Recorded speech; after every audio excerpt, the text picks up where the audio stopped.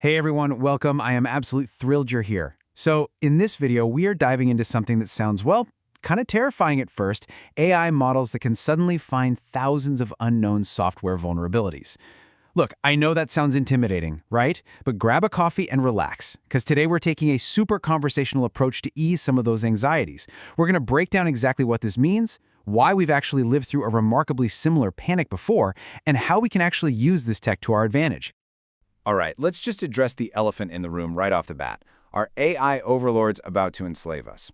I mean, if you've been reading the headlines lately about new AI tools digging up thousands of zero-day vulnerabilities in every major operating system and browser, you might honestly be tempted to just unplug your router and go live off the grid. But hold the phone. Let me reassure you right now, we are not doomed. Yes, it's absolutely true that AI is changing the game.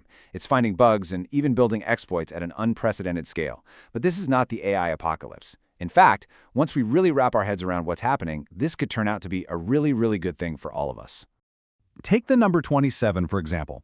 Just recently, an incredibly subtle bug was discovered in OpenBSD. Now, if you know OpenBSD, you know it's highly respected. It's famous specifically for its hardcore security capabilities. And because it's open source, literally the entire world has had the chance to scrutinize its code. Yet this one specific vulnerability, it hid in plain sight for exactly 27 years, almost 3 decades. Countless human experts missed it entirely. But then, a brand new AI model comes along and spots it in almost no time flat. That staggering difference in speed and capability, that right there is exactly why the cybersecurity world is paying such close attention. Now, just to make sure we're all on the same page, let's quickly recap what a zero-day exploit actually is and what the stakes are. Basically, it's a cyber attack that takes advantage of an unknown or unaddressed security flaw. And the name? It literally means vendors have 0 days to fix it because the bad guys are already inside. According to IBM's X-Force Threat Intelligence team, they've tracked over 7,300 of these zero-day vulnerabilities since 1988. Now sure, that's only about 3% of all recorded vulnerabilities, but man, they represent a massive security risk. Why?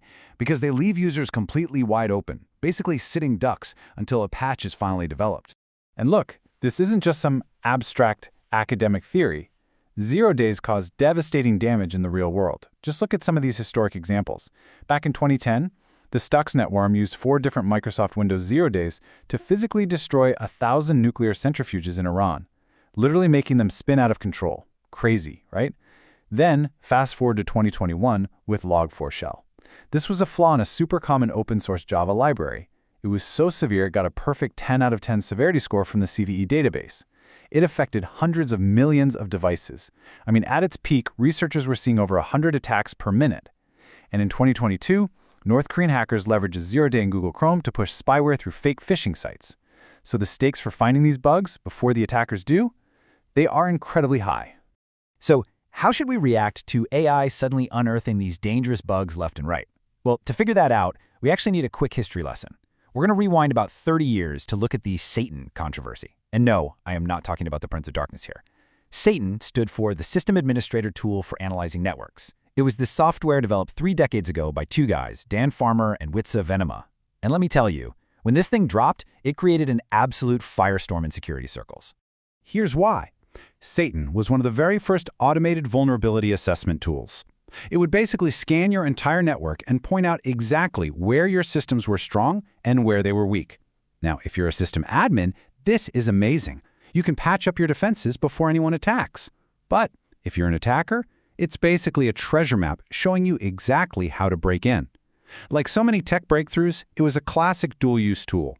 It could be used for profound good or absolutely devastating bad.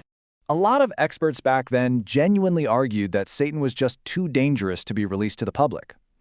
The panic really boiled down to the fact that this automated scanner lowered the skill level you needed to launch an attack. It drastically lowered the amount of time it took, and it lowered the overall cost for the bad guys.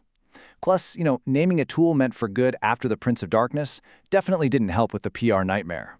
But listen closely to those complaints for a second. Lowering the skill, the time, and the cost. Doesn't that sound familiar? It's literally the exact same set of anxieties people are expressing right now about AI models that can spot vulnerabilities or write code, like that notorious Worm GPT tool. To really grasp why this dual-use debate is so important, let's map out the actual life cycle of a vulnerability. Okay, so when a bug is first introduced, just a simple coding mistake made by a programmer, the risk is virtually zero, simply because nobody knows it exists yet.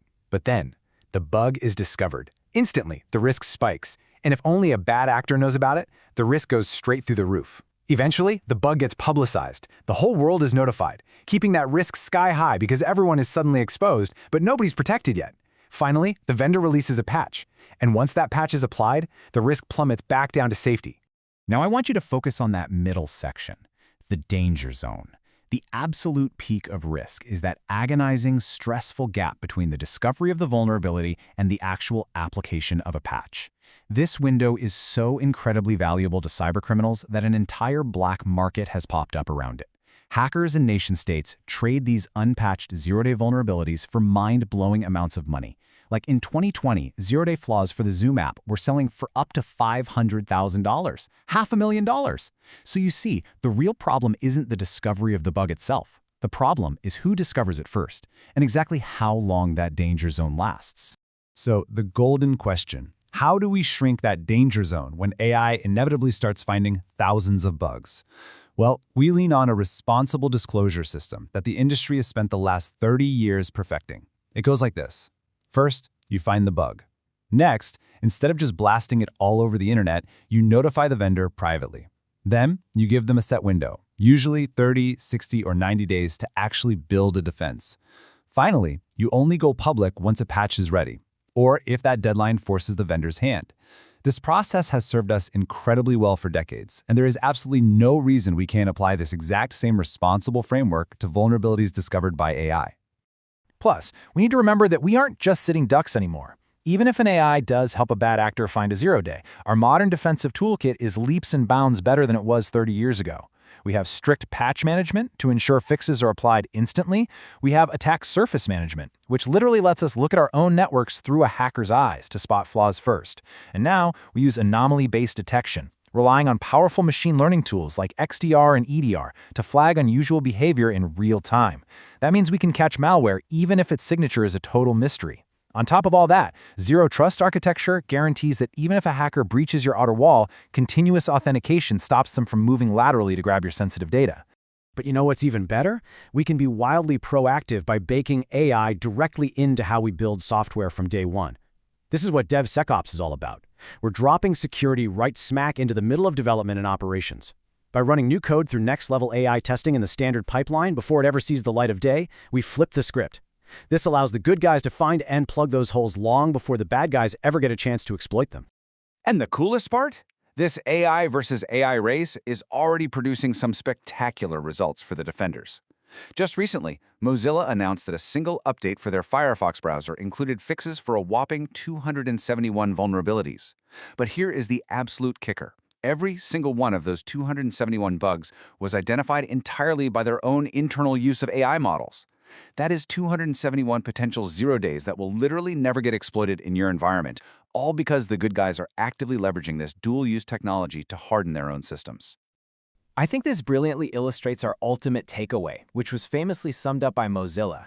They said, "The defects are finite, and we're entering a world where we can find them all." Wow. I mean, that is a profoundly powerful and optimistic conclusion, don't you think? Are we at the absolute end of zero days? Okay, maybe not quite yet. But if you're a glass half full kind of person, this proves that we're on a path where defenders can finally outpace the attackers by rooting out every single mistake hidden in the code. Which brings us to our final thought for today. Are you ready to embrace this new era of AI defense? Because history has repeatedly shown us that what initially looks like a terrifying weapon for the bad guys eventually evolves into an everyday, essential shield for the good guys. I mean, the whole controversy over Satan died down so long ago that today, vulnerability scanners are just standard issue in cybersecurity. The exact same thing is going to happen with AI vulnerability models. It is an unstoppable trend. So let's embrace it, let's leverage it, and let's secure our digital future. Thank you so much for joining me in this video. Keep learning, stay secure, and I will catch you next time.